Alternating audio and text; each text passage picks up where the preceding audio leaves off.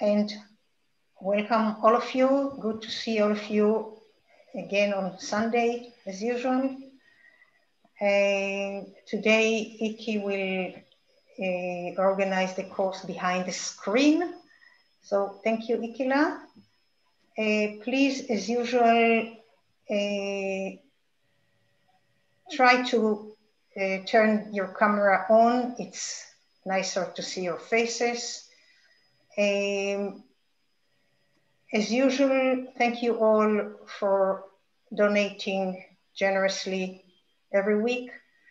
For those who can't afford it, please feel free to attend these precious teachings with joy. That's why we are doing it in Dana. Those who can afford it, please don't be shy. The Dana button is on our website at the bottom of the page through which you're entering the course, or it will show immediately in the chat. As usual, if you have questions for Geshe, please write it to delete mail address.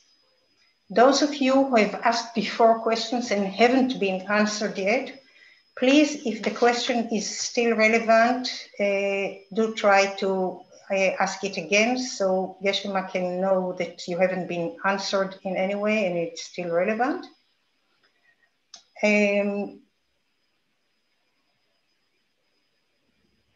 That's all for now, I think. Great to see you again, and have a nice session. Thank you all. Thanks, Leora.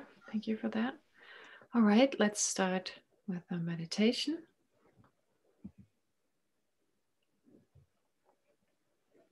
There's some breathing meditation.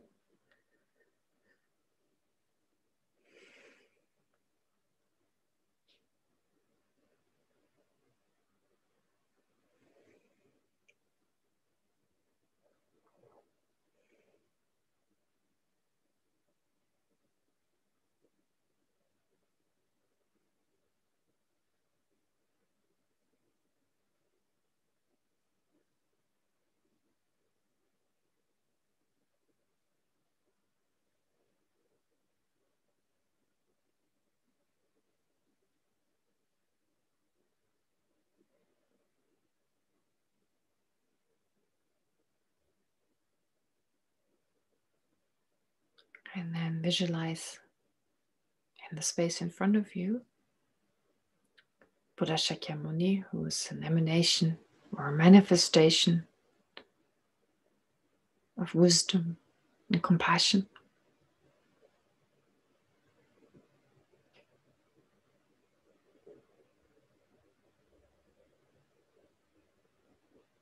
Appearing in the form of a fully ordained monk.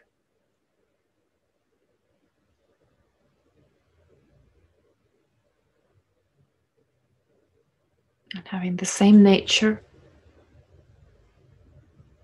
as your own teacher, your own Lama.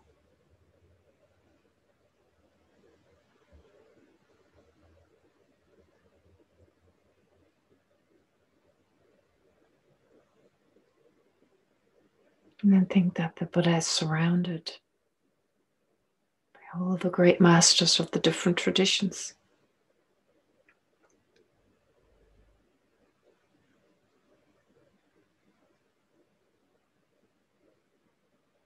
The masters of the Nalanda tradition of ancient India, like Nagarjuna, Ayadeva, Chandakirti, and so forth.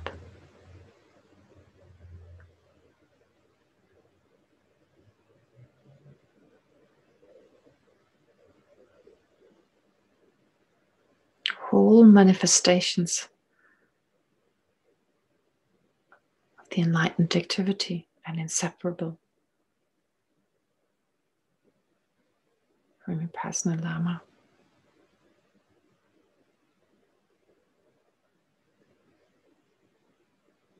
The same goes for the masters of the Tibetan tradition.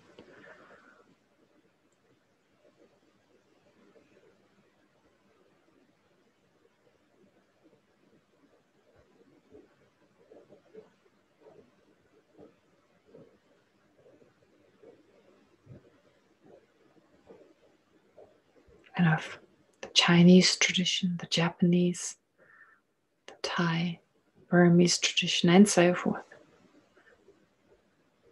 If you can, just think that the masters of all these traditions are surrounding the Buddha, the space in front of you.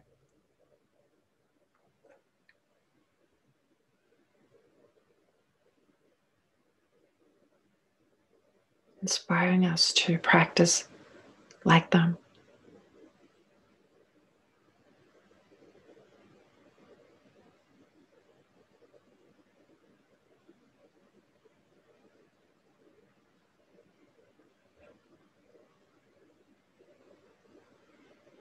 And then as to the purpose, while we practice the Dharma, think that you're surrounded by all sentient beings.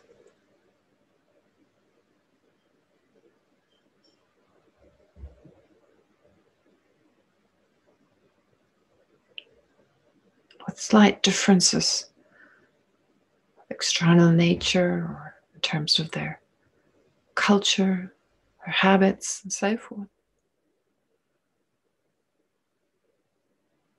All the same in experiencing endless sufferings.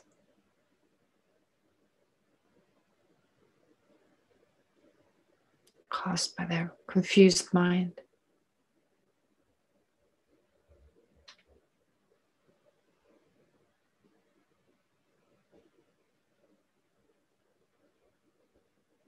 And all equal in just wanting to be happy, free from problems, free from difficulties, experiencing peace of mind.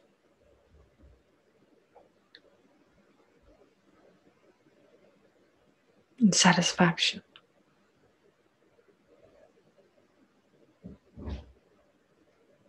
Endlessly running after external objects in order to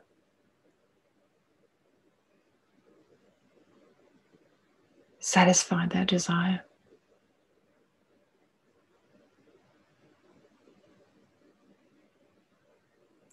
Driven by aversion, envy, and so forth.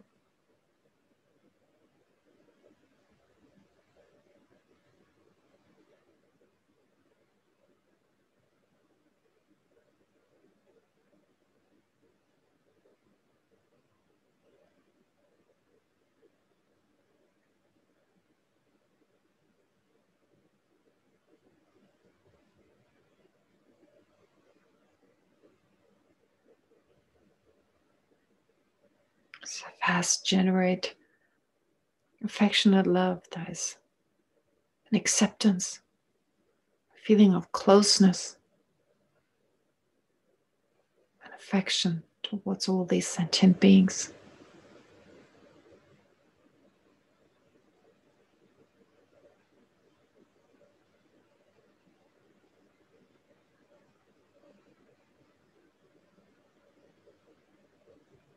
Understanding that they're just like us and that the differences between us are only superficial.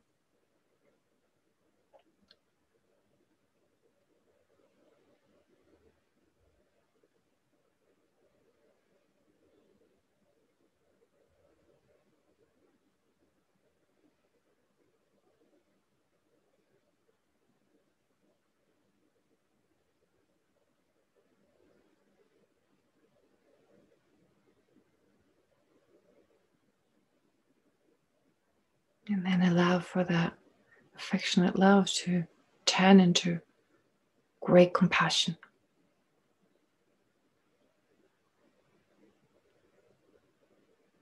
First, wishing from the depth of your heart, may each and every one of those sentient beings surrounding me be free from all suffering, all problems, all undesired experiences, and instead experience lasting happiness.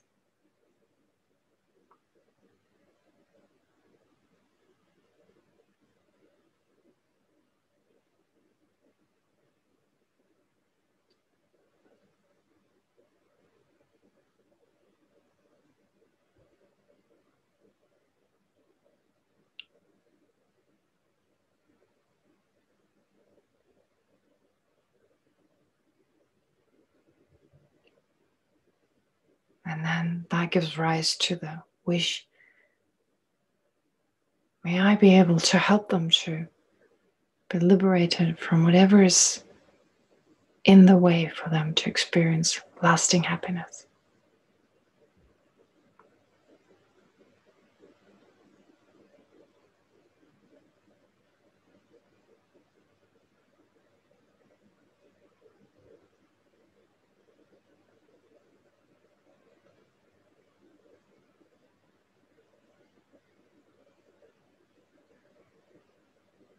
And the aspiration then gives rise to the determination to do so. I will do whatever it takes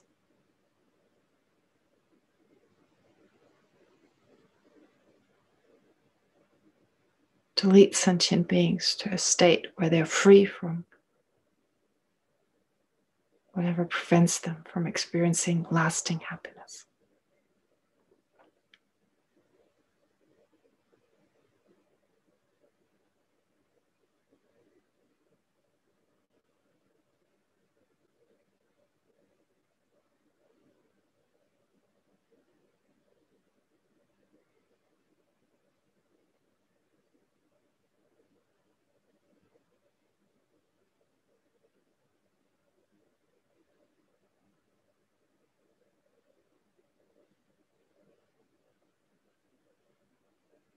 And that special altruistic attitude then gives rise to bodhicitta, the determination will become enlightened in order to be able to lead all sentient beings to a state free from suffering.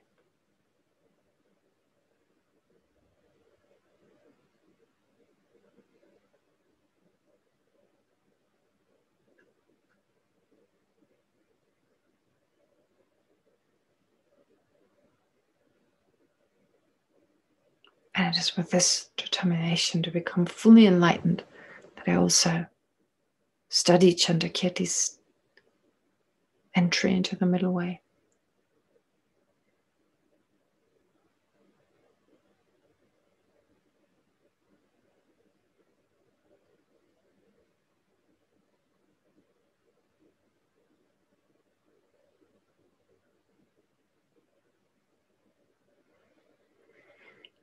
And it's with that motivation that we also recite the prayers together.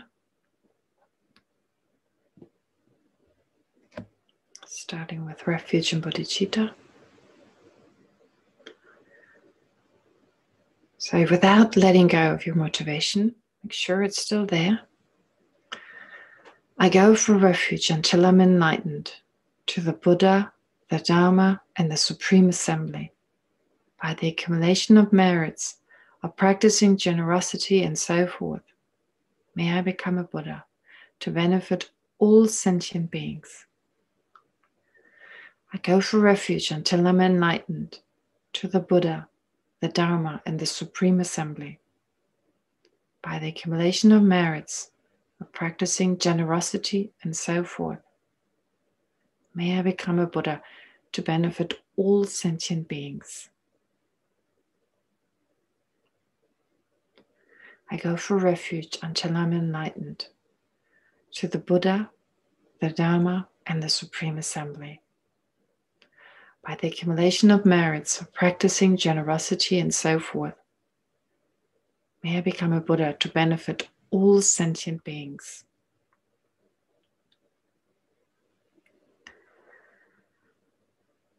May all sentient beings have happiness and the causes of happiness.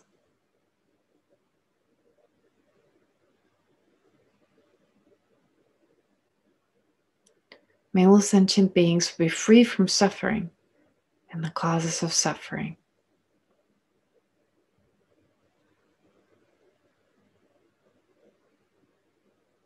May all sentient beings never be separated from happiness that is free from suffering.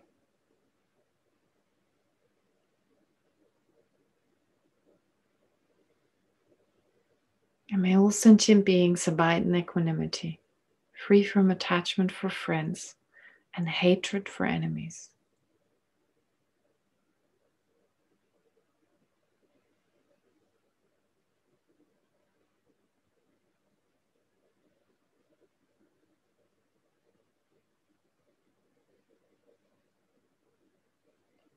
And then directed at the front visualization, reverently I prostrate with my body, speech, and mind.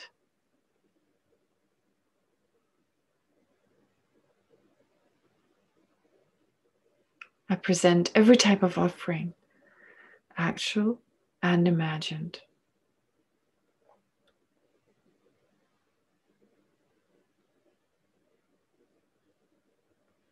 I declare all my negative actions accumulated since beginningless time.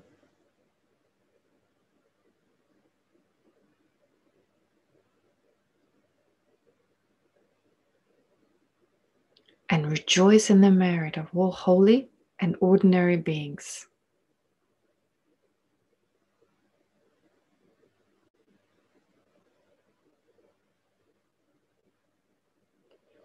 Please remain until the end of cyclic existence.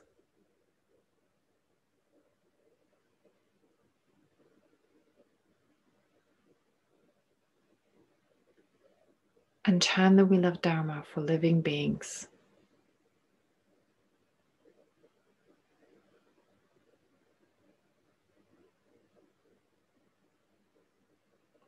I dedicate my own merits and those of others to the great enlightenment.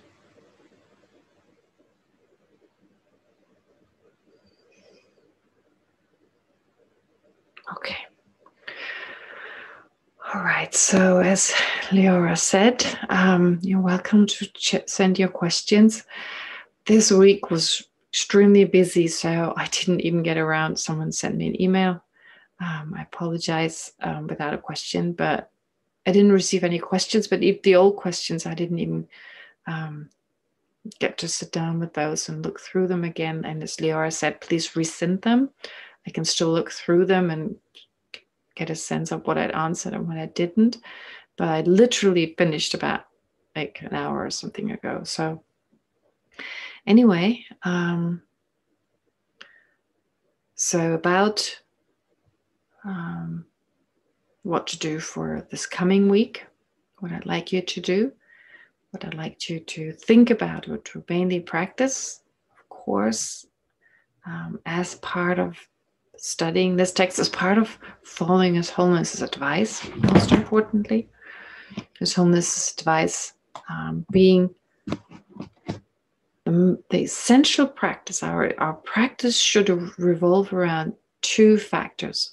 One is bodhicitta, one is emptiness, that is the understanding of emptiness. Now, we get to emptiness in a moment, but to make it complete with bodhicitta, of course, again and again, to renew this mind of enlightenment. There's no too much.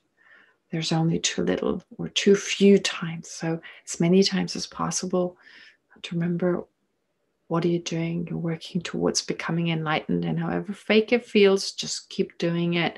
And of course, if you can bring up some sincere emotion, when you can really feel it, well, that makes it most effective. But even those times when you can't do this, that's also all right.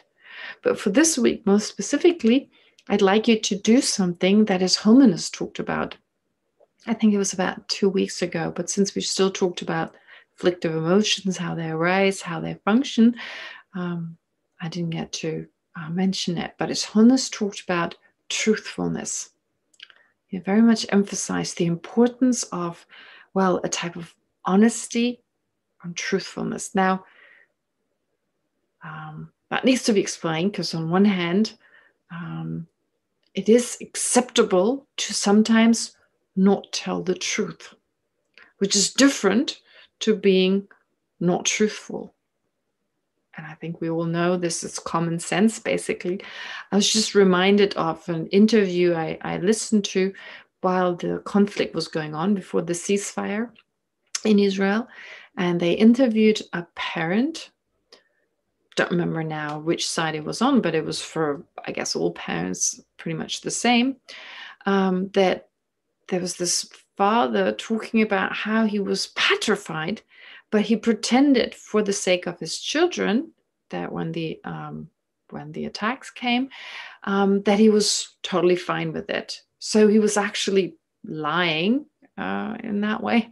I mean, lying in the sense of like pretending he was not scared. But of course, that's a kind of lying. That's a positive type of lying. That's to benefit, well, in this case, his children, so that they're not scared. And that's totally acceptable, of course, from a Buddhist point of view, to benefit others, to sometimes not tell the truth. Doing that is not considered to be lying in the sense of a non-virtuous action. Truthfulness is actually something slightly different. Of course, if we can speak the truth, if it doesn't harm anyone, we should do it. And harm here, short-term harm versus long-term harm.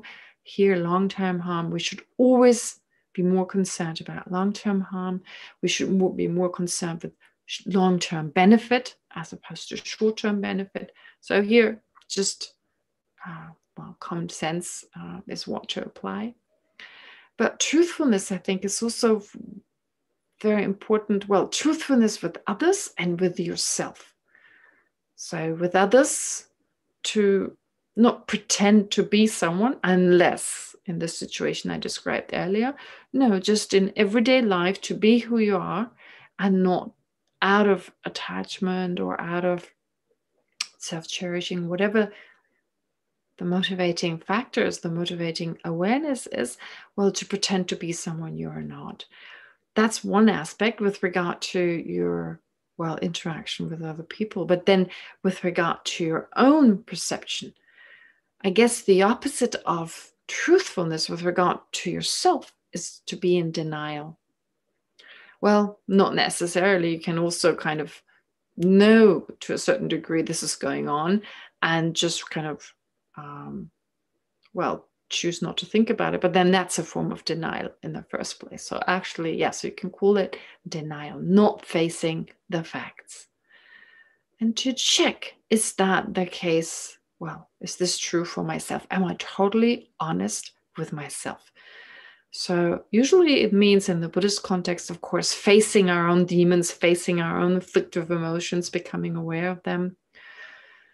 And especially when a situation arises that is difficult, when we're in denial, we have a tendency to blame others for our problem. So it's the other person's fault, if they hadn't said, if they hadn't done, and so forth. And so to see, of course, this whole week, hopefully you have some really difficult times, because then you can put it into practice, just to see, how do I react to the situation? Am I accepting, or what's happening? Is there aversion? Is there anger?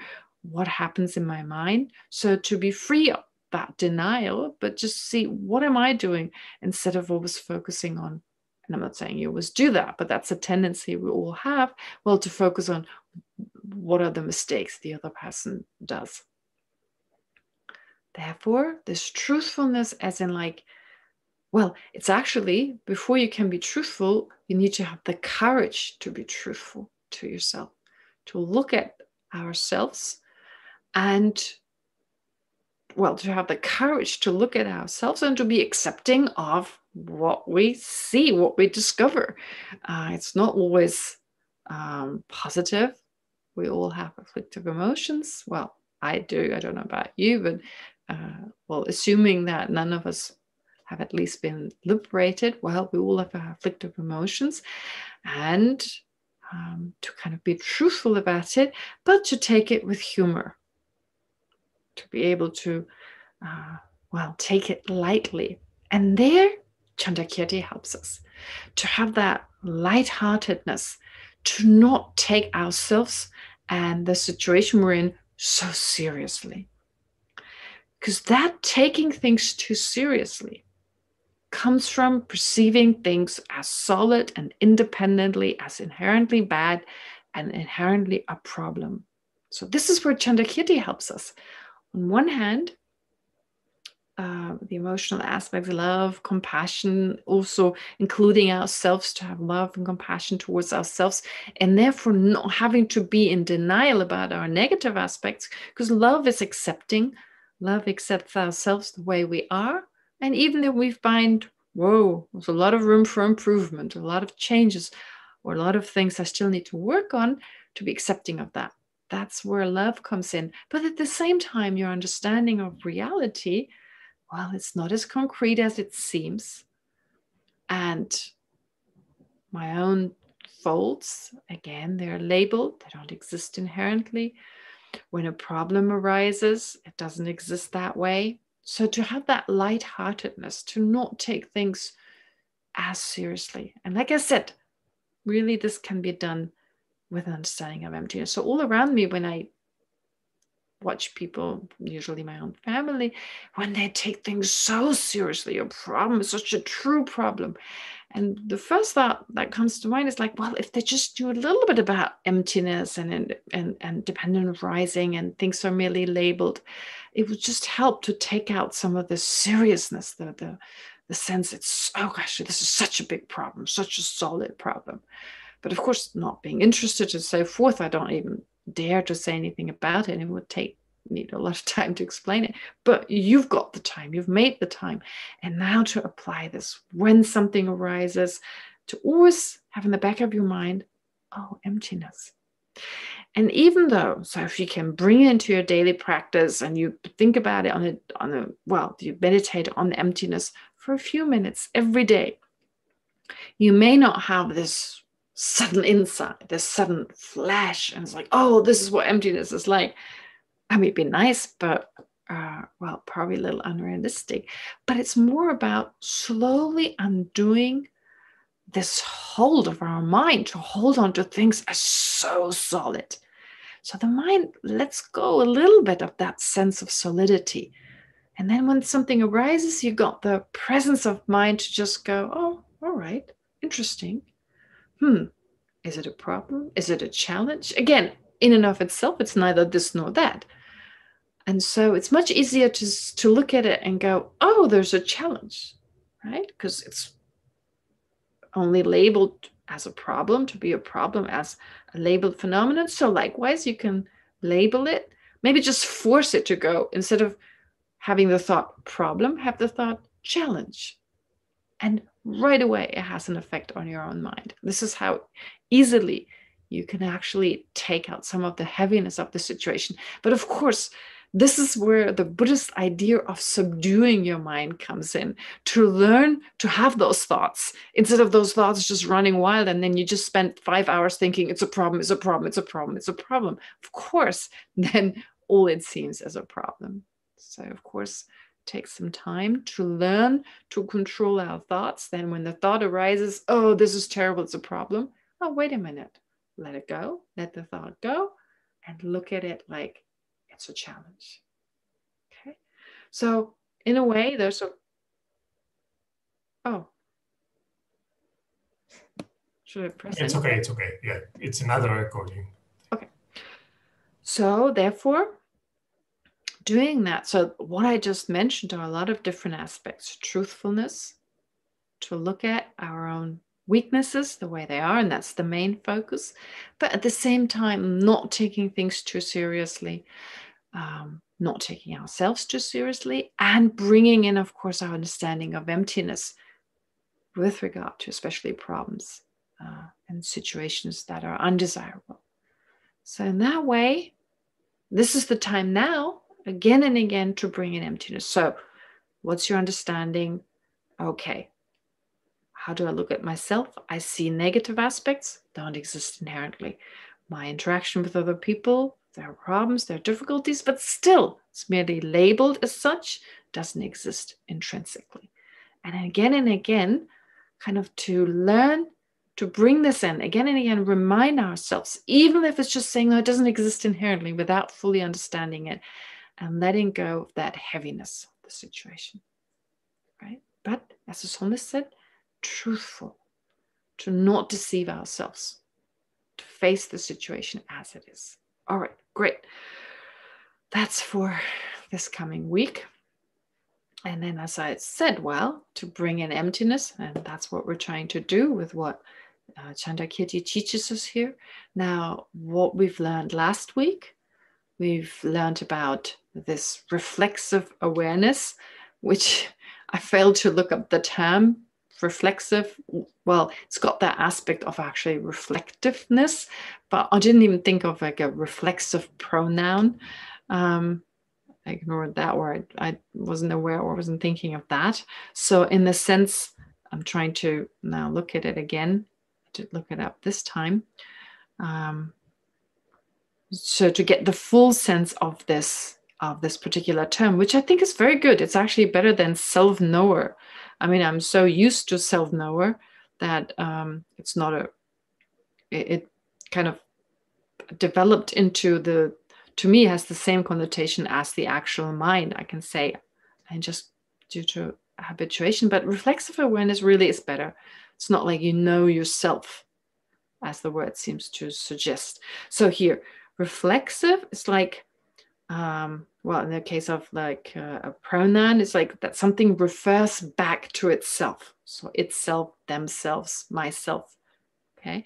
But basically, kind of making that connection between that which does something and the thing itself. So bringing it back to the thing itself, which is this reflexive awareness, the self-knower is really just that. It's a mind that knows itself, which is not literally what they say, but what it means is that there's one part of the mind that looks at an external object and another part of the mind that looks at itself.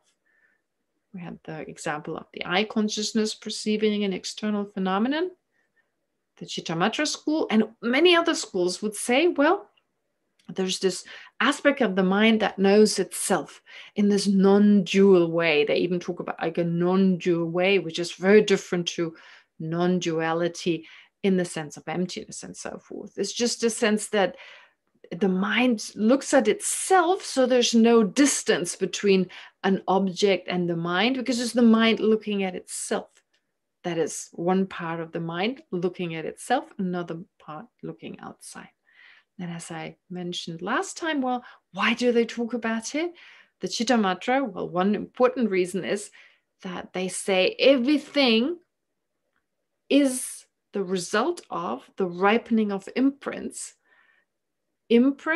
of a particular mind that perceives the object. So now if you have a mind itself, like an eye consciousness, so even that ripens as a result of imprints that ripen in relation to a mind that perceives this eye consciousness. So therefore they have a hard time to say, what is that dependent, impermanent phenomenon, such as the mind itself? What perceives that mind, and in dependence on which imprints ripen, and therefore this eye consciousness actually arises. So just as you remember, just as the Chittamatra school says, well, there's no table over there.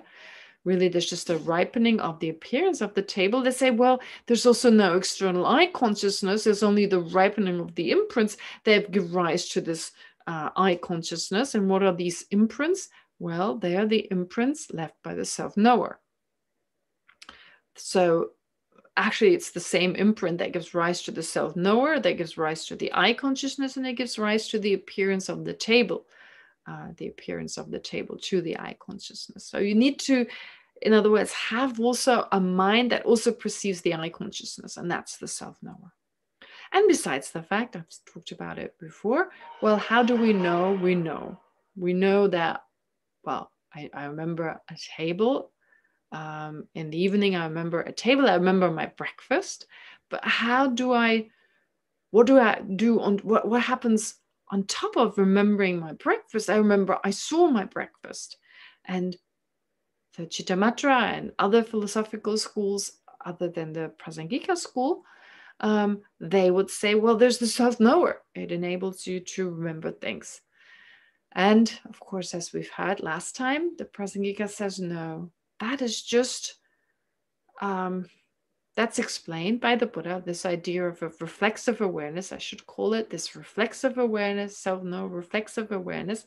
Well, that was only explained by the Buddha in order to bridge this inability of some people understanding that, well, even though there is no awareness while you're aware, could be, but doesn't have to be, an awareness of being aware, in other words, still you can later on know that you've seen something.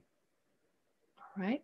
So it's not necessary to have this reflexive awareness. In fact, it doesn't exist. And it's one of those concepts that in the lower schools are introduced in order to make the mind more flexible, to make the mind, or to enable the mind to understand certain concepts easier. And then later on, when the mind has become so adapted, become so acquainted with this particular, has acquainted itself with this idea, has become familiar with this idea, then when you move on to the Prasangika school, well, you're told, no, there's no reflexive awareness as such. It doesn't exist.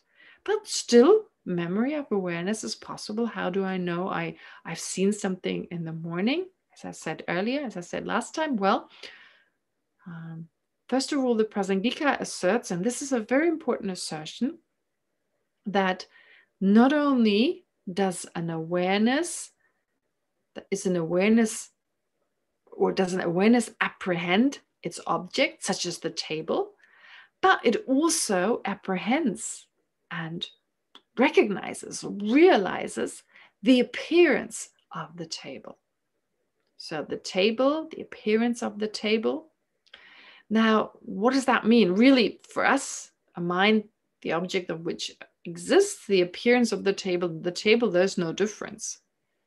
But when it comes to a mind that is mistaken, that is wrong, for instance, if I perceive a mirage of water to be water, okay, so really what it is in actuality is a mirage in a desert, for instance. But if my eye consciousness perceives that to be water, of course, there's no water to be known. There's no water to be realized, to be recognized, because, well, water doesn't exist.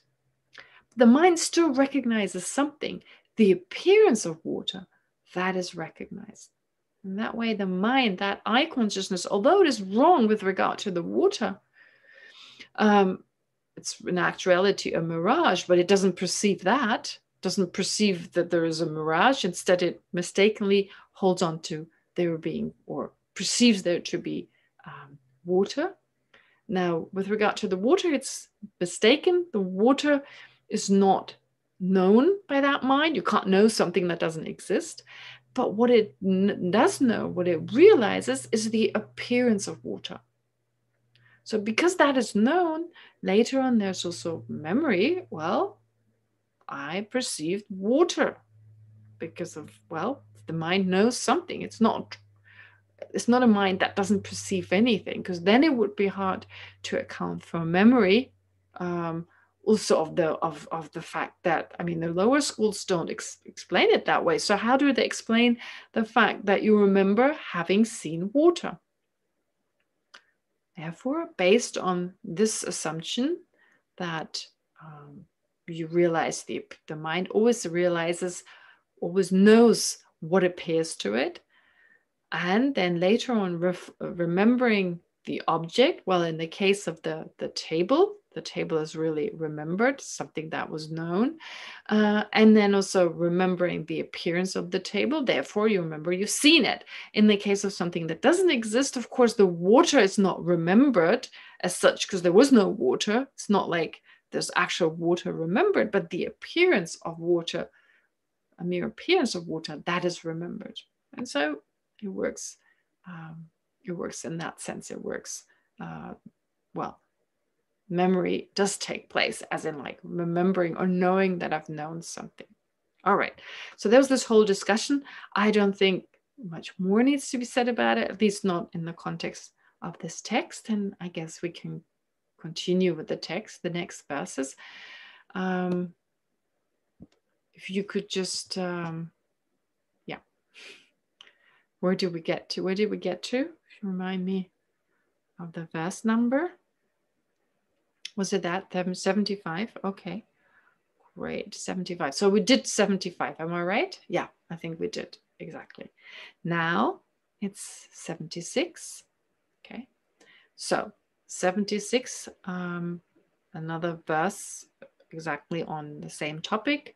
There's no reflexive awareness according to Chandrakirti, saying, no, that doesn't exist. So he's saying, therefore, since no reflexive awareness exists, having refuted it in the earlier verses, what is it that cognizes your dependent nature? Still this dialogue between Chandrakirti as a, well, proponent of the Prasangika school and the Chittamatra, the proponents of the Chittamatra school, the followers of the Chittamatra school, whether they actually existed or not. It's just, even if it's just an imagined presence, it's just this debate between the two. So saying, well, according to you in the Chittamatra school, well, if you can't posit such reflexive awareness, then what cognizes, according to you, this dependent nature, in particular, this awareness that you say has to be cognized by something else? Since agent, object, and action cannot be identical. So what is he saying, Chandrakirti? According to you, if there's a reflexive awareness, well, that reflexive mind, that is itself. And so there's no difference between the agent, that is the mind that perceives, its object, so that's the same. And if the mind that perceives the object and the mind and the object are the same, well, you can't really have a separate action, which is why, well, that's impossible. If they're identical, then you can't have a perception of an object. You can't have such a mind. It's not possible. So the claim that cognition apprehends itself is untenable. It's not tenable. It doesn't make sense. All right. So here, of course, those who accept a self-knower wouldn't say that they're identical, but really they're kind of insisting, no, the self-knower is kind of just one aspect of the mind. But it's like, what are they saying? It's itself. So the Prasangika schools claim it's like eyes looking at themselves, kind of saying, oh, there's one part of the eye that can look at itself and another part of the eye that cannot look at itself, right? The Prasangika school would say eyes cannot look at themselves. You cannot have, well, your face, yeah, well, your eyes cannot look at themselves. You can look in a mirror, but not at yourself. Or the tip of a finger cannot touch itself.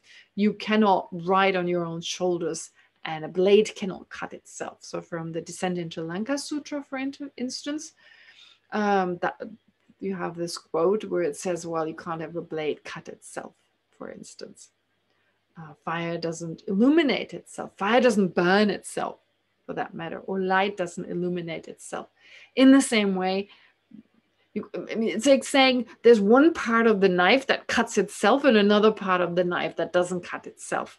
It doesn't work, because then there would be identical object and action, or object that was just known, and that which knows would be identical, and that doesn't work. Which of course still leaves the question: how does the Prasangika school account for mindfulness of the mind? Well, that is different. According to the Prasangika school, that's not a reflexive awareness. That is not a so-called self-knower. It's not one part of the mind that looks at itself.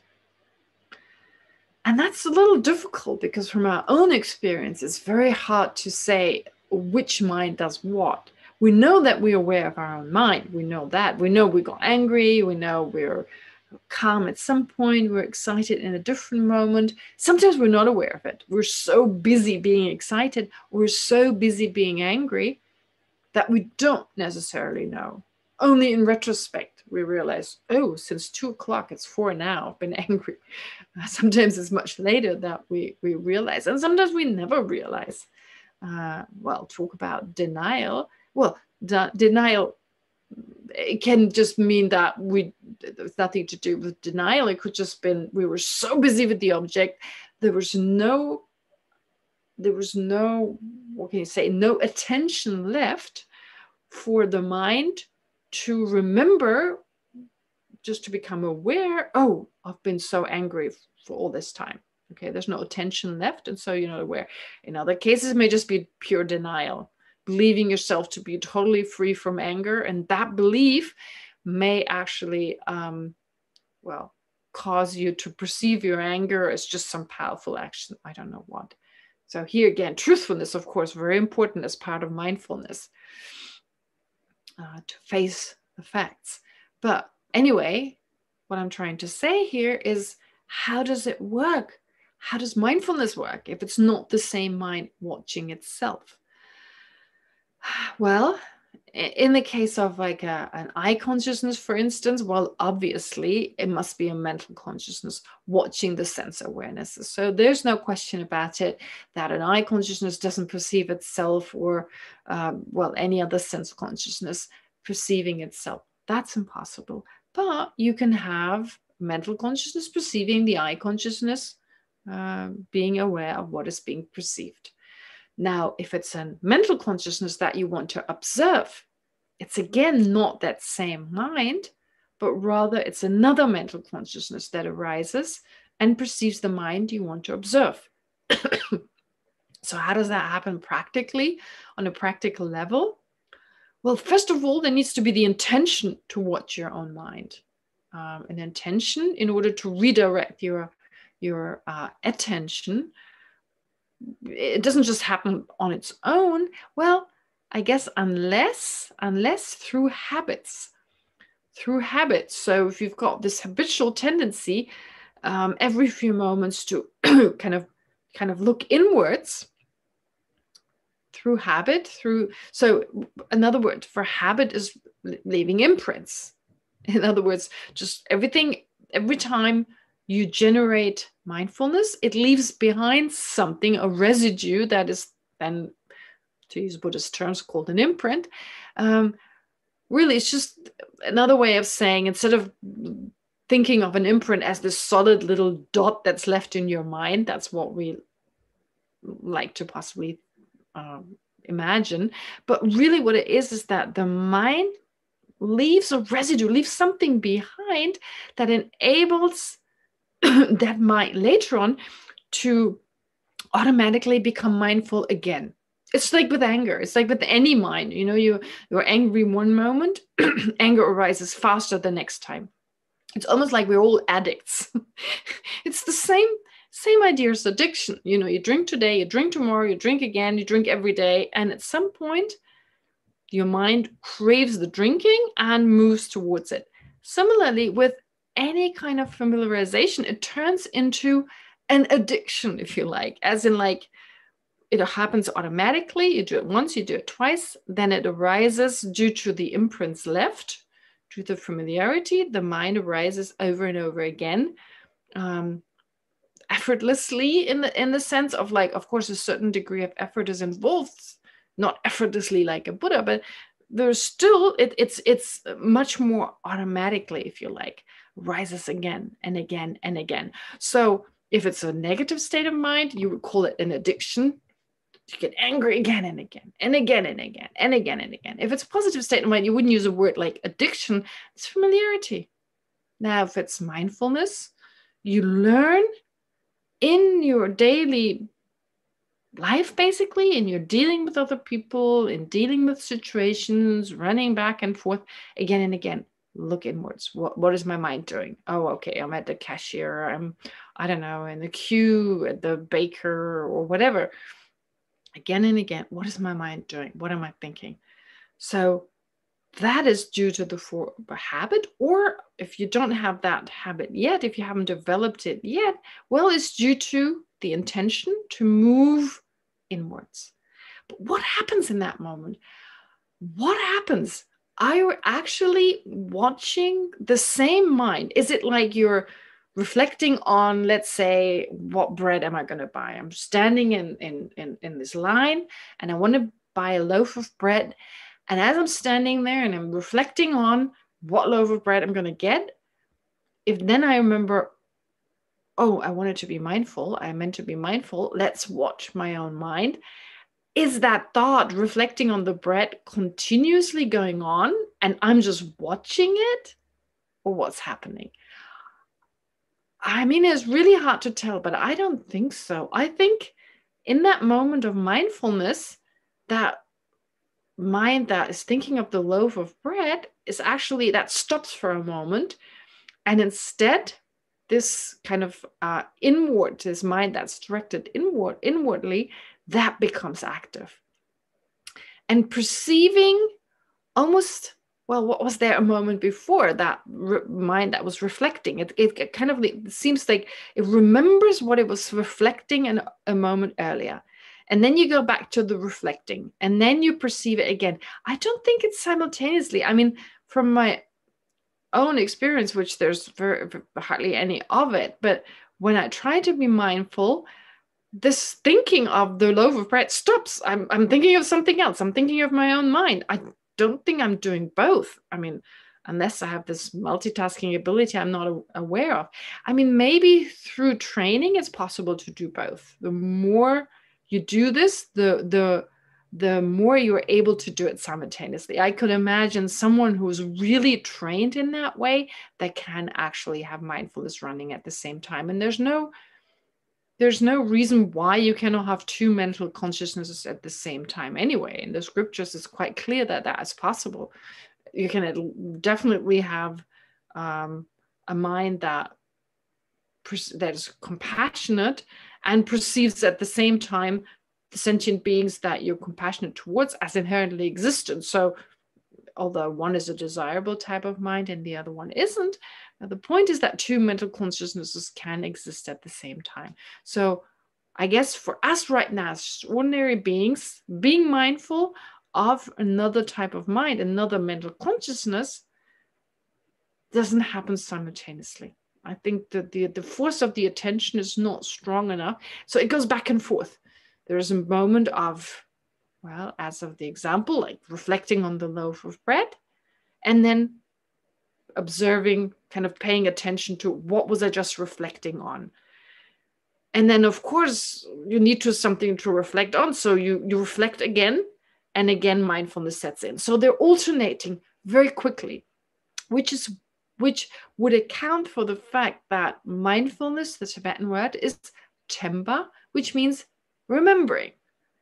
The Tibetan word is really remembering. That's mindfulness. So we think of mindfulness in the sense of being in the moment. Yes, of course, that's correct to explain it that way. But it's also this aspect of remembrance here in the case I just described. The point I'm trying to make is you don't need a reflexive awareness. It's not a reflexive awareness.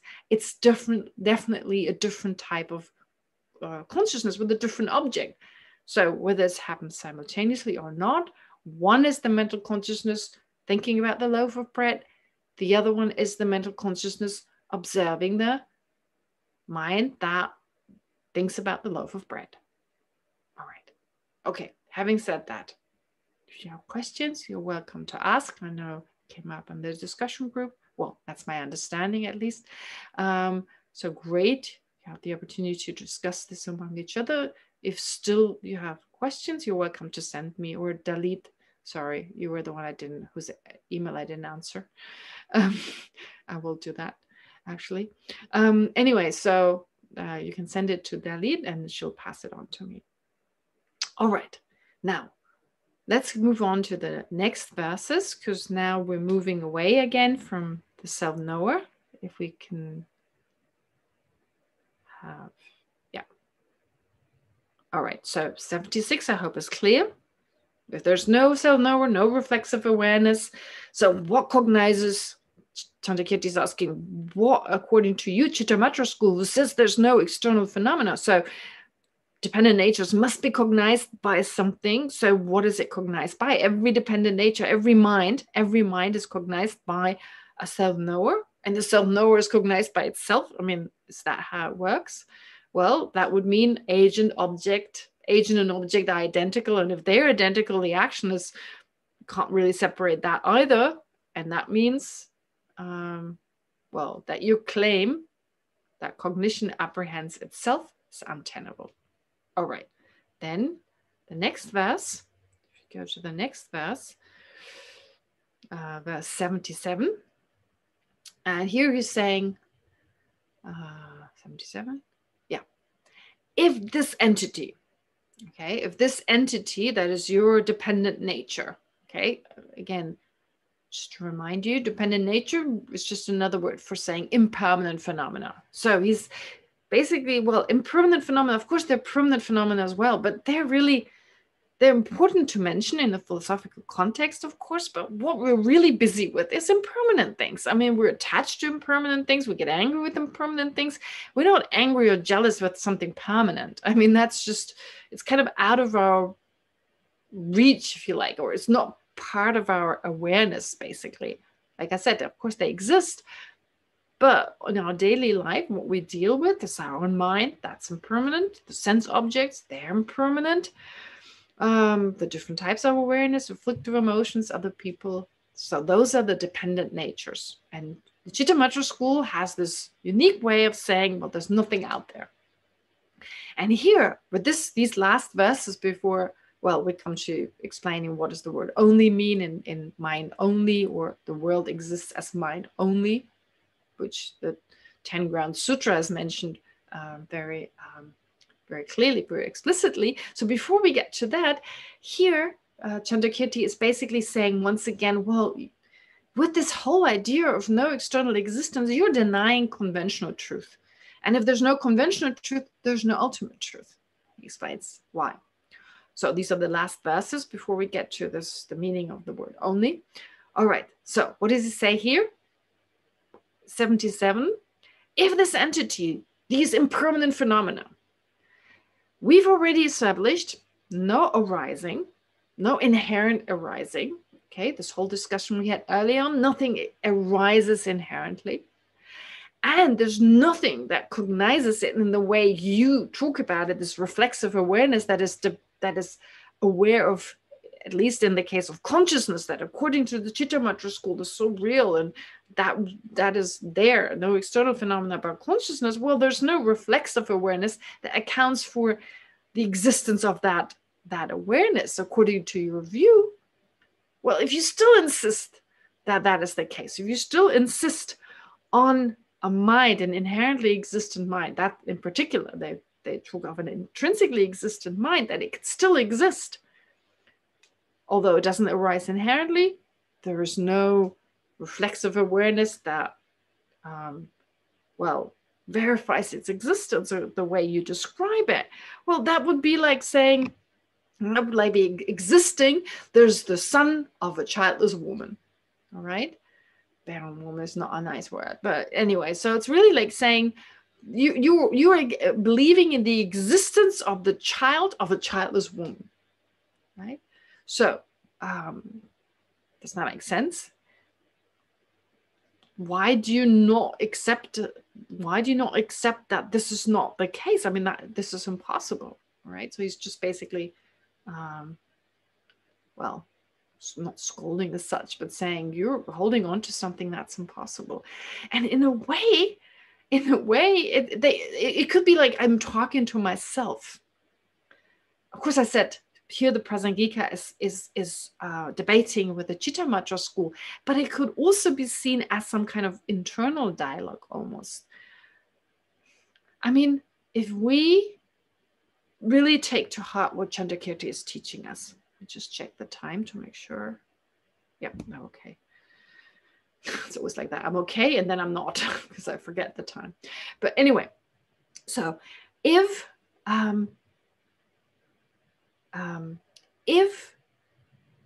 we take on board what we're learning here. So really, if this is why I'm talking about this, so my wish, my goal is, of course, that you take whatever you learn and you really bring it into your daily life. I mean, that's the most meaningful way to really spend your life. Bring Chandrakirti's wisdom into your daily life. Then you'll find it's going to be a struggle. There are times when you feel like, oh, things exist so inherently, oh, they're so solid, like, and then you were having this other mind popping up going, well, but Chandrakirti said, right? And it's almost like this dialogue, and there's like a whole book actually. There's in fact, there is a book by one of the Benchen Lamas, Benchen Losar Chogi, where he composed this book where wisdom talks to wisdom talks to the misapprehension of reality. That could also be an inner dialogue. So it could also be a dialogue here in the sense that our mind keeps, well, we're not really followers of the Chitta Matra, but if we had a tendency again and again, we would be saying, but yet it exists inherently. But no, it does. And then again and again, the Prasangika mind that we have some familiarity with comes and says, no, it can't be, right? It can even, so this, as it is explained, or as it is presented in this text, more like an external dialogue between Chitta Matra and Prasangika, well, it could also reflect, as I said, this internal dialogue. And here you may think, well, Chandrakirti said it already, right? He said things like that before. Similarly, like, why are you insisting? This is like believing in the child of a childless woman. He has made similar arguments before. But of course, it's important to remember we need to bring the mind back to this again and again. So if this is an actual person, they need to be reminded again and again. And if it's our own mind, well, we need to remind ourselves over and over again, what we are holding on in our daily life, it doesn't exist in that way. The things we worry about don't exist in that way. With things we hold on to, don't exist in that way. With things we're jealous about, that don't exist in that way. So we spend so much time and energy holding on to things that are like the child of a childless woman. All right. Okay. So just say why this comes up again and again, this kind of like, well, why do you believe this? Anyway, I think this verse is easy enough to understand. Verse 78. Now, if dependent nature does not exist inherently in the slightest manner, Prasangika school says it doesn't exist in that way, what then can be the cause? What can be the cause, the inherent cause, or the inherent basis for conventional reality? Because you're holding on to conventional reality as inherently true.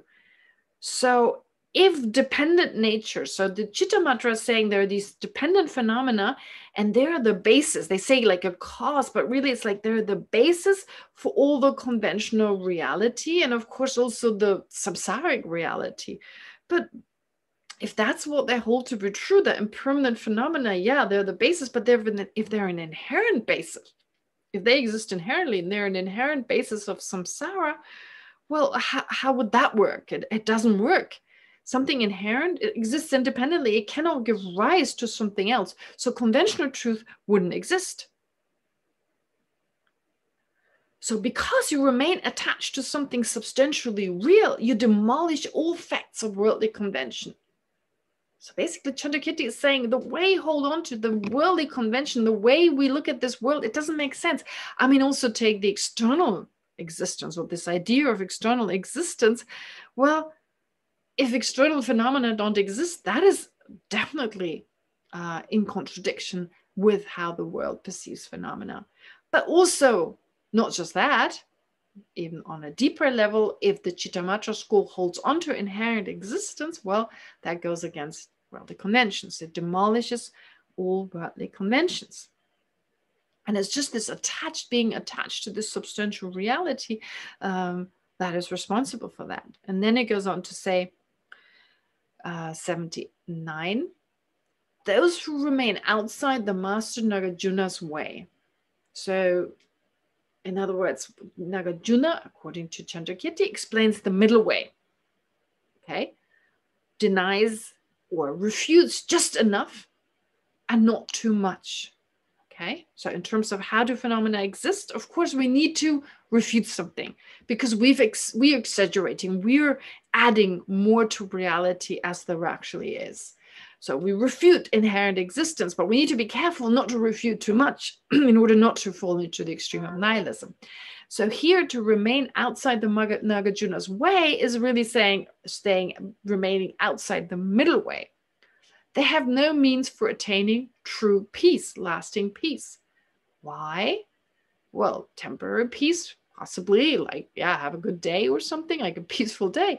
But as in like nirvana, it's not possible, because as you all know, it's that basic misapprehension of reality that is the root cause for samsara, that is in the way to experiencing true peace.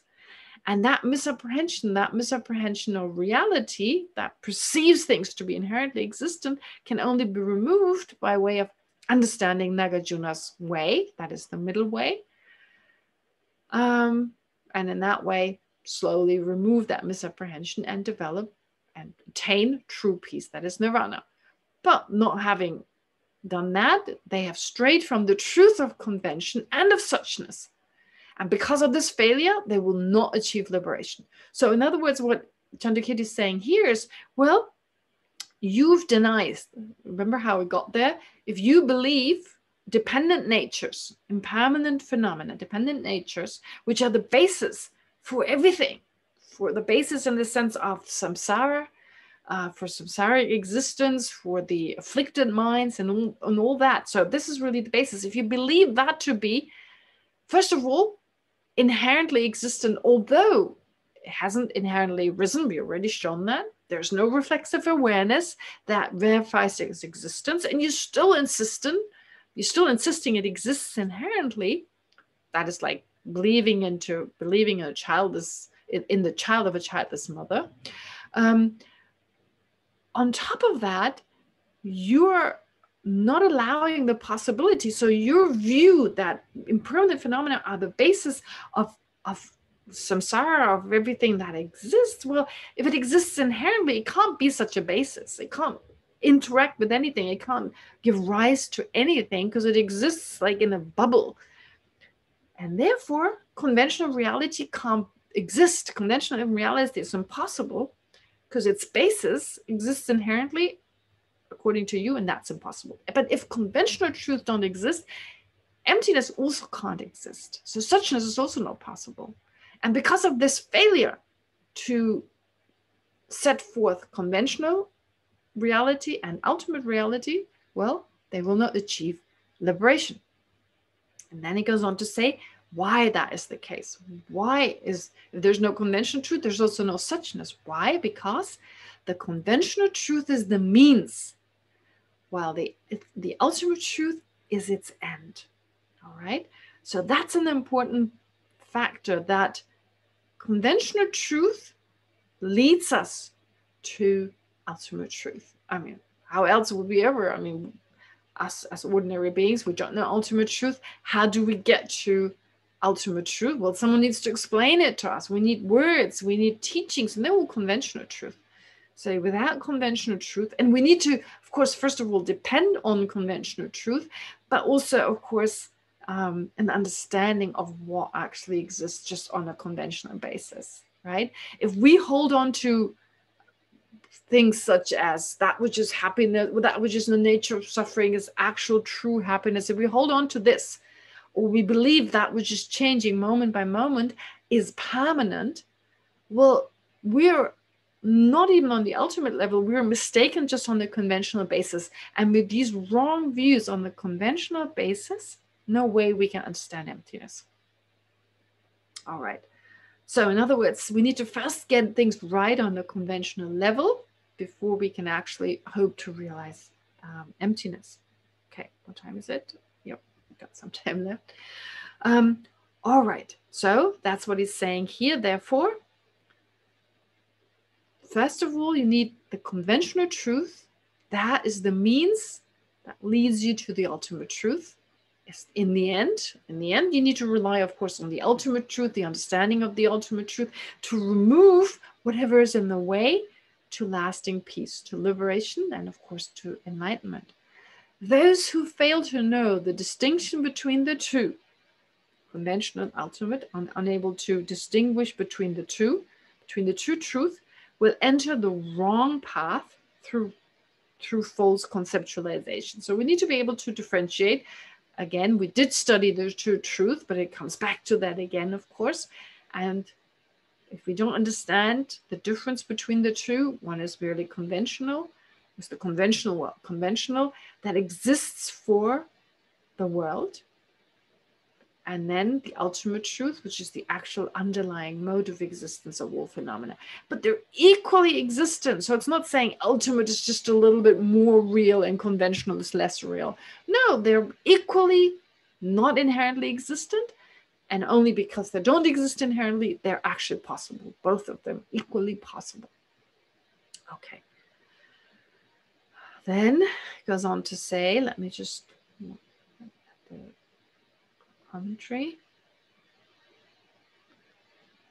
All right. It's 81. So here, according to Lama Tsongkhapa's commentary, he says, well, let's say now the Chittamatra school object. Seems to imply that there's an objection, that the Chittamatra school says, well, you Madhyamikas, you're impossible. What you're saying, we won't tolerate. Because you're doing the same thing. If you accuse us of eliminating conventional truth, well, you're doing the same thing.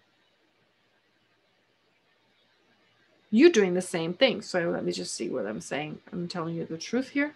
The only skill you display is in eliminating others' positions. And if in employing such skill, you eliminate the intrinsic existence. So you, right, yeah, basically what I just said. So the Chittamatra school is saying, well, you're just destroying, basically, you're doing what you're accusing us of. And in response to that, the Madhyamika school says, well, the manner in which you assert your dependent nature, we do not accept even on a conventional level. So forget about ultimately it doesn't exist. Even on the conventional level, that's impossible. Okay. So we do not accept such intrinsic reality. And then if the Chittamatra asks, well, what do you accept then? Well, things such as the aggregates, they do not exist inherently, but they exist conventionally. Okay, so it seems like, I remember Jim's question when he said, well, you're saying we label, for instance, the mind on the basis of its object. All right, so we say the mind exists based on the object and the action of the object. All right, that seems to work well. But then you do it the other way around. You label the object based on the mind and the action. And that seems like you're creating something out of nothing. That's how it feels. But actually, that's the way it is. It is merely labeled on phenomena that are just labeled, merely labeled phenomena. It depends on merely labeled phenomena. We're label other things, and that's it. And there's never anything concrete to be found. All right. And when it feels like, well, that's impossible, you have nothing, and you have this tendency to fall into extreme of nihilism, there's nothing there. Well, let it go for a moment to try to figure out how things really exist and check, can you find anything concrete? Can you find anything concrete? What is the alternative? If it's not merely labeled, well, try to look for something solid and something concrete there. All right. But my advice goes as before. So whatever you learn, again, these words, they seem repetitive, but they're not repetitive. They're not exactly what he said before. So if you can really bring this into your daily life, listen carefully to every verse. Take it as Lama Tsongkhapa would say, instructions for your own practice. This beautiful text, His Holiness will teach on the 1st and 2nd of June. And I had the great fortune to prepare this text. And so Lama Tsongkhapa says that he learned through his study, every text appeared to him, dawned on him as instructions for his practice. So this is the whole purpose. It's so beautiful. He stresses this in this one section of the text over and over again. You study, you become more familiar with the text, and then You learn to see everything that is said as if the Lama tells you to do this. All right, we have to stop there also now. Keep track on time this time. So this far we got. That's verse, verse 81. I'll continue with that next time. And yeah, that's all that remains. But definitely attend to Wholeness's teachings. I mean, nowadays it's like that. In these degenerate times, if you can, in any way possible, do not miss a teaching by an enlightened being like His Holiness. That would be such a waste. And if you can't listen live, there's always a recording. Anyway, so this will become clear if you study the text. That's going to be His Holiness will go through. But on that note, let's try and do the same. So whatever we learned today, of course, to take it to next week, but of course also do it right now in the form of the meditation. So all I'm trying to say is, don't just read through it, do it. Lama Tsongkhapa does. Allow this to become a practice, allow this to become instructions for your personal life, your personal practice. Okay, now we'll do some meditation. As usual, starting with some breathing, just to let go of any disruptive thoughts and be ready to do the analytical meditation. All right.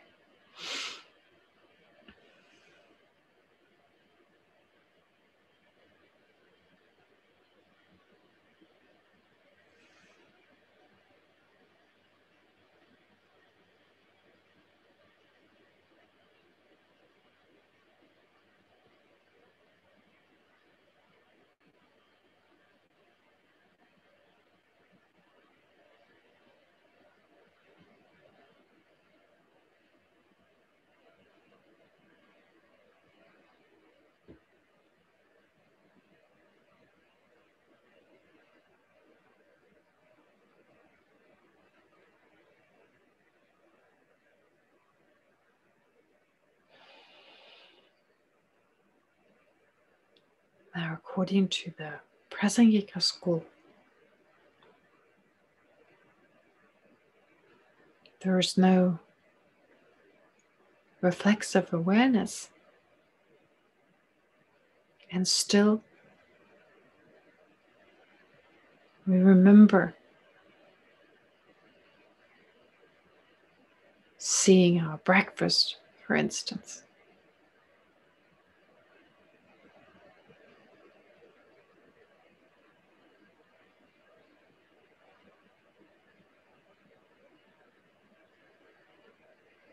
Why?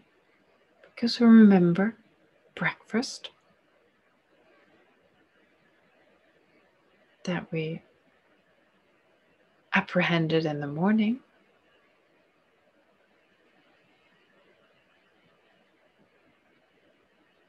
and because that sense consciousness apprehended the appearance of breakfast to the mind.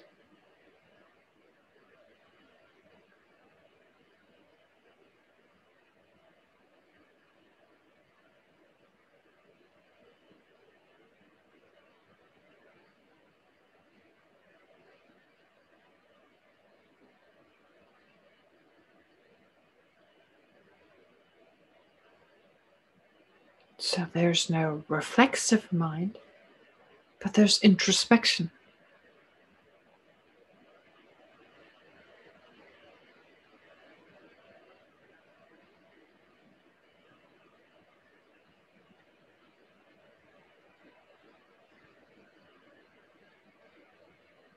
Which every now and then, or more frequently,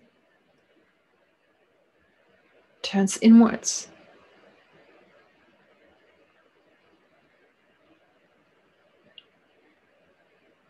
To apprehend sense consciousnesses or a mental consciousness.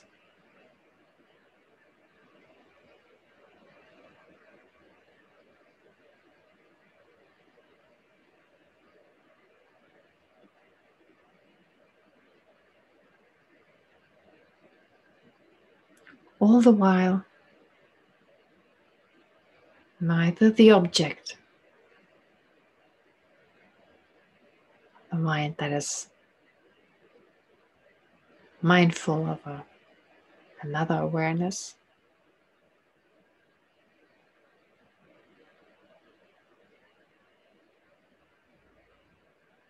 nor anything else, appearances to the mind, so forth, exists inherently.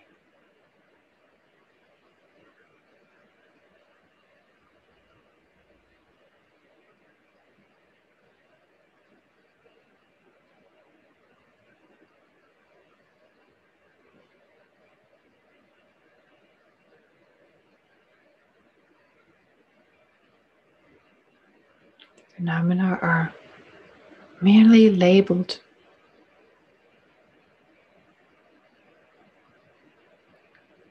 on the basis other than themselves.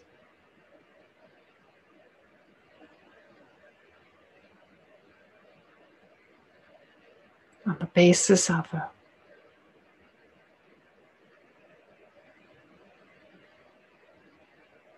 other phenomena that are also merely labeled.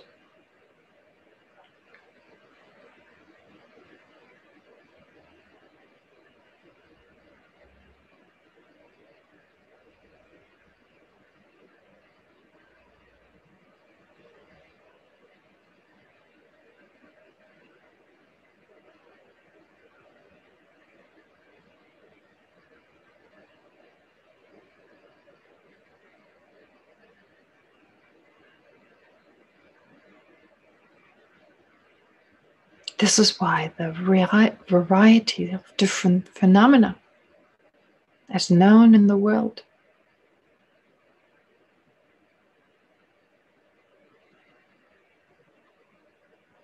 they all exist.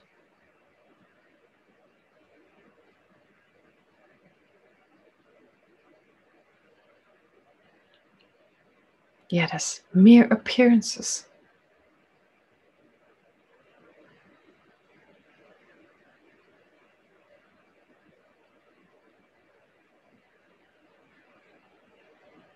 Or to put it differently, as being merely labeled by the mind.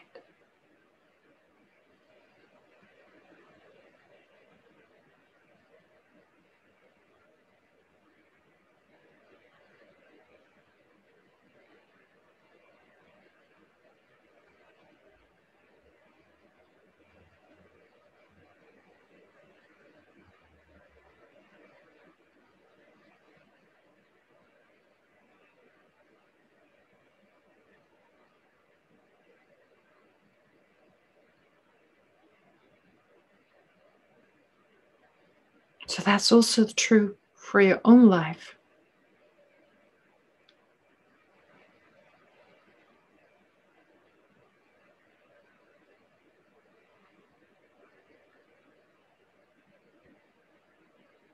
None of the things that are your reality exist in any way or exist in the way in which they appear to your mind as solid and independent entities.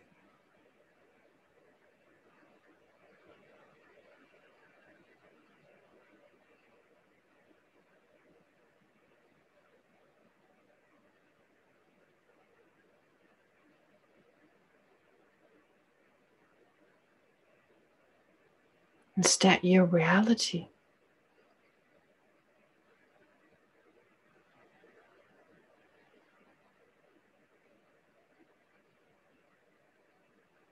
is just the summary of the appearances to your own mind.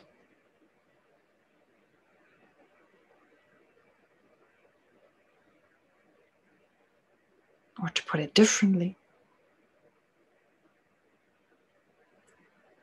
your reality is the summary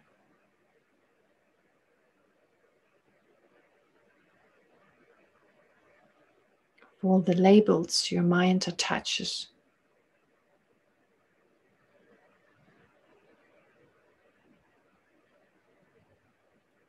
to the different things that appear to your mind.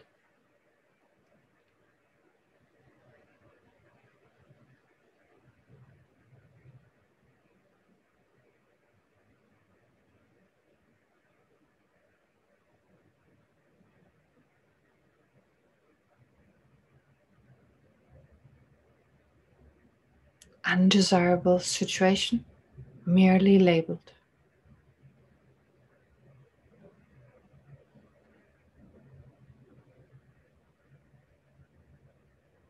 Desirable situation, merely labeled.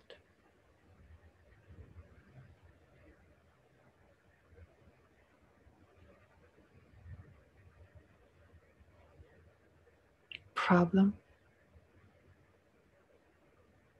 it's merely labeled.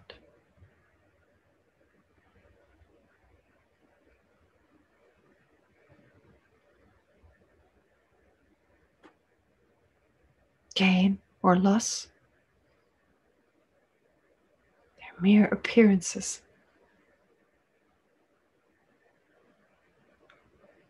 Merely designated by your own mind.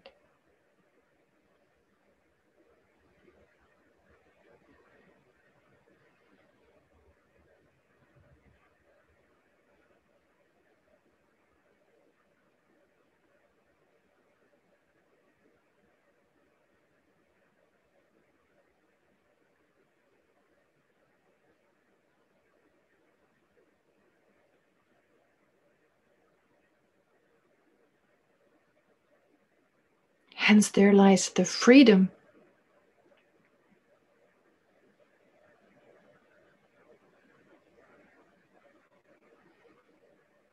to look at things differently.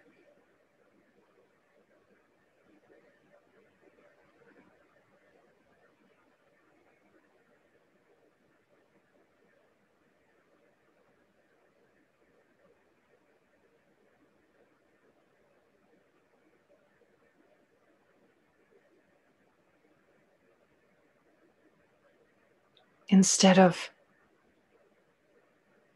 labeling a certain situation a problem,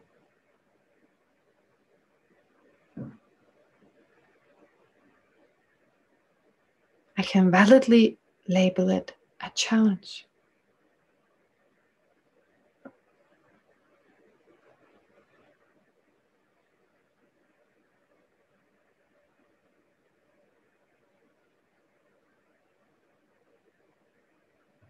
And act accordingly.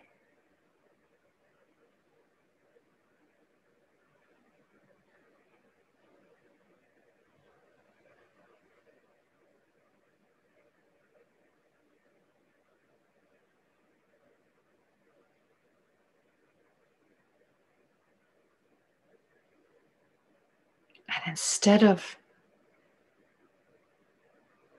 labeling a difficult person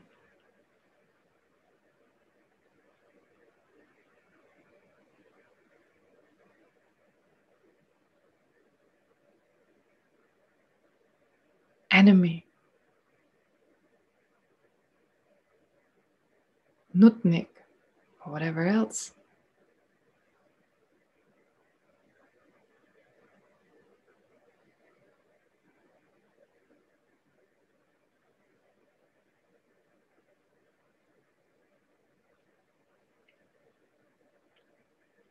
I label that person kind teacher,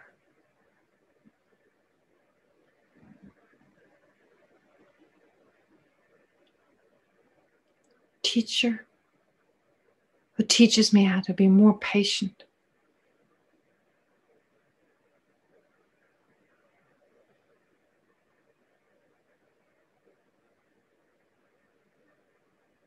who points out my weaknesses when it comes to being angry and impatient.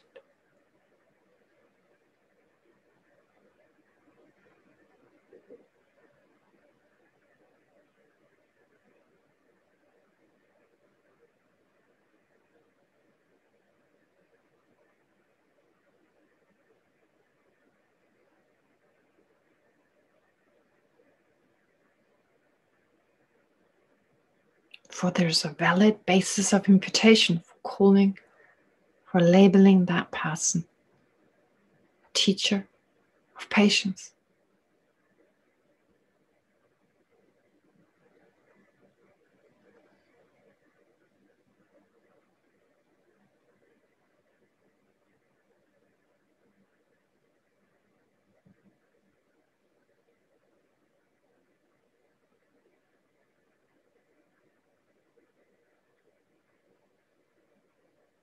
In fact,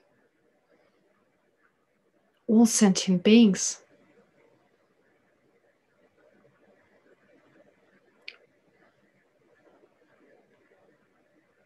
are a valid basis of imputation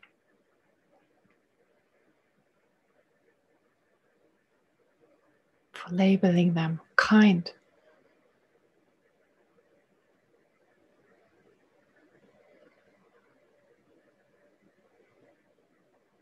And absolutely necessary in order to become enlightened.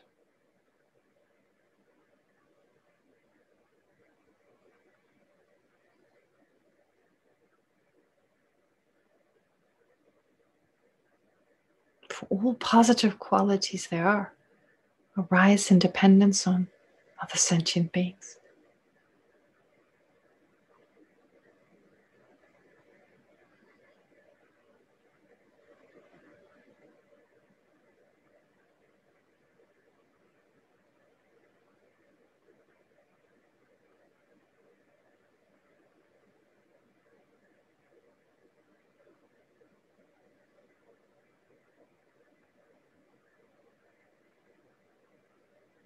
Therefore, love and compassion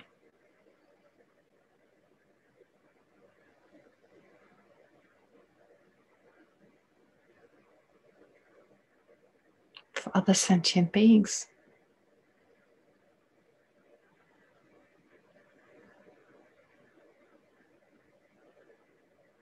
totally makes sense based on the way we label others.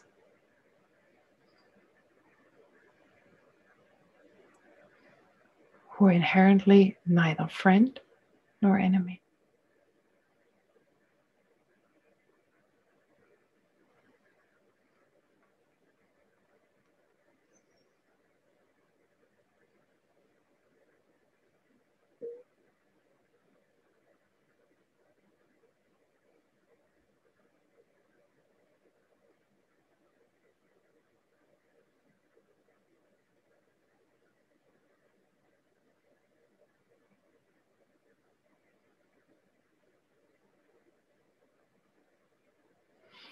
And now to conclude your reflection, analysis.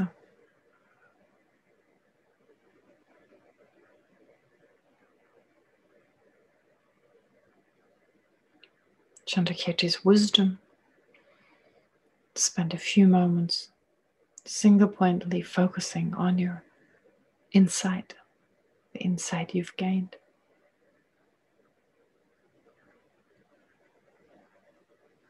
And allow for it to sink deeper into your mind.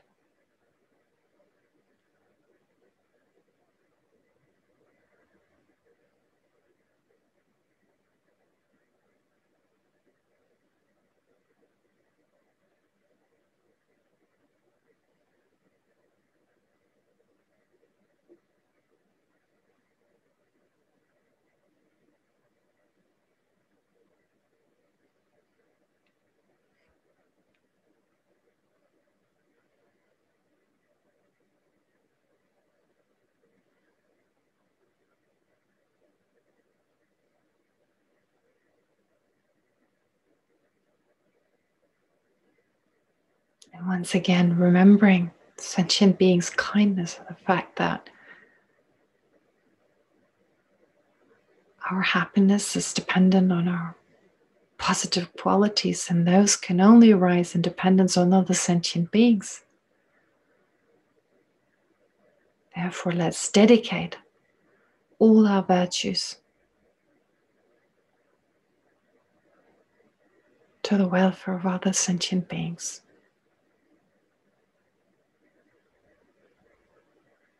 All the virtues we accumulated today, let's dedicate them towards our own enlightenment for the sake of all sentient beings.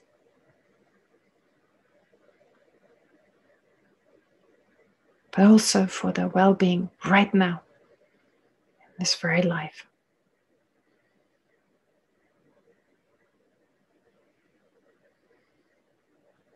May those who passed away have a very fortunate rebirth.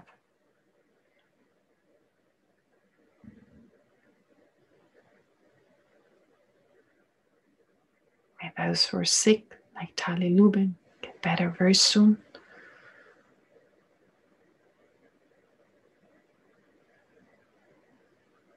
And may especially those who experience great psychological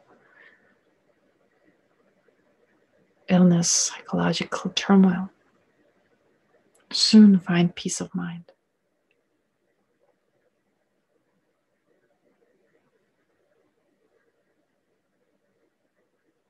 And then, of course, let's also dedicate the way Chandrakirti does in his dedication prayer.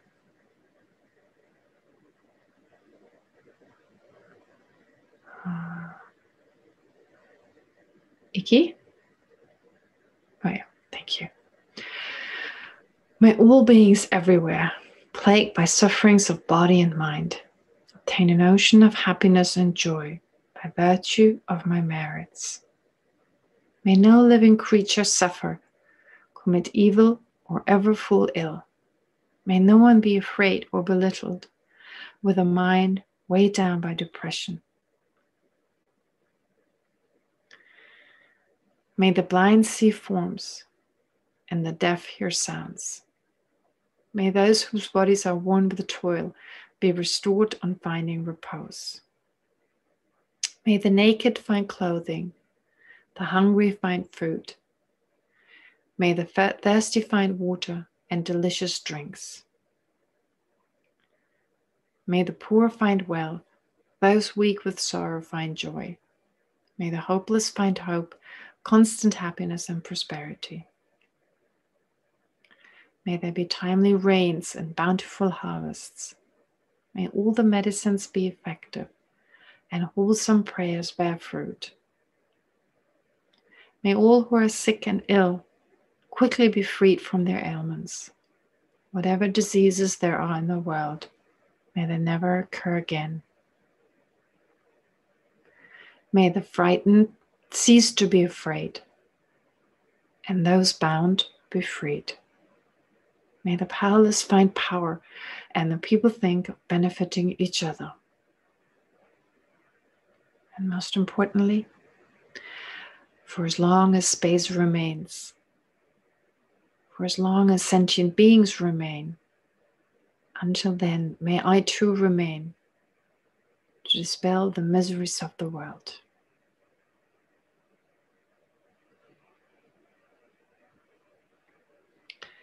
Okay, great. Ooh, 10 minutes. 10 minutes too late. Okay, anyway, remember what you got to do. That's a lot to do. Bodhicitta, of course, the center of everything. At the same time, truthfulness, to search your own mind where you're in denial. And of course, bring in whatever understanding you have of emptiness, however limited it is. Whatever you've learned today, see it as personal instructions given by Chandrakirti to you, instructions for your practice. All right, and have a lovely week. Thank you, Geshe-ma. Thank you, everybody. Thank you so much, Thank you, Geshe-ma. Geshe-ma. Thank you, everyone. Okay. Just like to Thank remind you you, so much. just 1 second, please. I'd just like you to remind you, if you like to overview the session of this week or meditate during the week with Geshe-ma, please turn to our YouTube channel on our website.